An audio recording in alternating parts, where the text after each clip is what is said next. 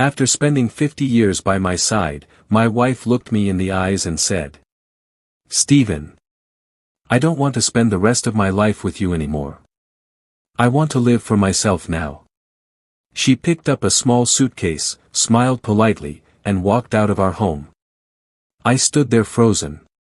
Our children were speechless. Our grandchildren couldn't understand why their grandmother would leave an 80-year-old man after half a century of marriage. Everyone thought she was being heartless. But they didn't know the truth. The painful truth was, I deserved every second of it. My name is Stephen Carter. I am 80 years old, and this is the story of how one selfish decision destroyed my marriage and turned my old age into a life filled with regret. I grew up in a small town in Ohio, USA. My parents introduced me to a young woman named Maya Bennett. She wasn't glamorous. She didn't wear designer clothes. She wasn't the type of woman who attracted attention at parties. She preferred simple dresses, loved reading books, and cared deeply about family. She later became a respected college professor, admired by both her students and colleagues. My parents loved her from the very beginning. "Stephen," my mother said, "this woman has a beautiful heart. She'll make a wonderful wife." They were right. But I couldn't see it. I wanted a wife who looked like a fashion model. Whenever Maya and I attended weddings or office parties, I felt embarrassed. Instead of feeling proud of the loyal woman beside me, I secretly wished I had married someone prettier and more modern. Looking back now, I realize how blind I truly was. Years later, I became a senior executive at a marketing company in Chicago. That's where I met Rihanna Brooks. She was stunning, fashionable, confident, and everything I believed I wanted. She complimented me. She admired my success. She made me feel important. What began as business lunches slowly turned into dinner dates. Dinner dates became secret weekends. Soon, I was living a double life. I constantly lied to Maya. "I have an important business trip. I'll be home tomorrow. There are late meetings this week." She believed every word. While she was raising our two children, Aiden and Lily, teaching at the university, and taking care of our home, I was spending nights in luxury hotels with another woman. One afternoon, everything changed.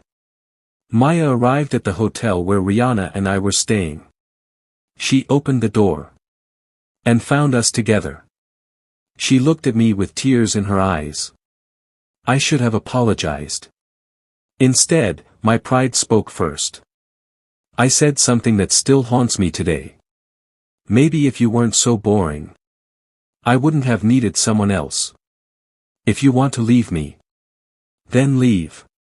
Those words shattered her heart. She didn't scream.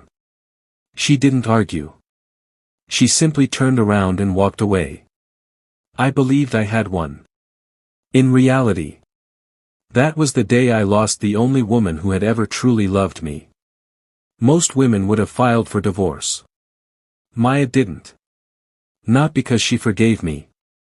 She stayed because of our children. She wanted Aiden and Lily to grow up in a stable home. So she smiled at family dinners. She attended every graduation. She celebrated birthdays. She cared for my aging parents. She never spoke badly about me in front of our children. Everyone thought we had the perfect marriage. Only Maya and I knew the truth. She wasn't staying because she loved me anymore. She was simply finishing her responsibilities as a mother. The day our children became independent, she quietly made a promise to herself. One day, she would finally choose her own happiness. Years passed. Our children built successful careers.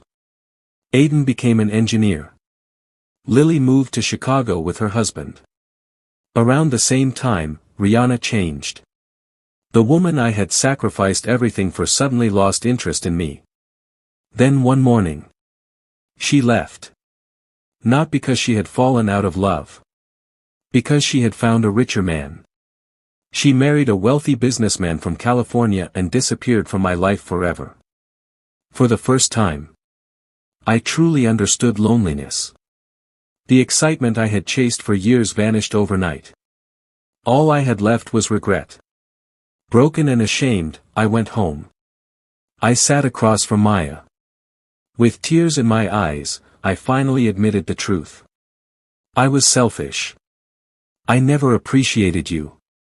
I'm so sorry. She listened quietly. Then she smiled. I forgave you years ago, Stephen. For a brief moment, I felt hope. Then she gently added. Forgiveness doesn't mean my heart forgot what happened. At that moment, I realized something heartbreaking. She had forgiven me. But she had stopped loving me a long time ago. On our 50th wedding anniversary, our children organized a beautiful family celebration. Everyone expected us to renew our vows. Instead, Maya stood up with a small suitcase beside her chair. She looked at our family before turning toward me. Calmly, she said, Stephen, I kept every promise I made 50 years ago. I raised our children. I cared for your parents.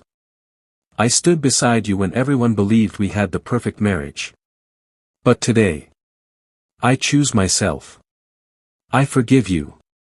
But I refuse to spend the rest of my life with a man who never truly valued me. The room fell completely silent. Our children had tears in their eyes. Then something happened that broke me forever.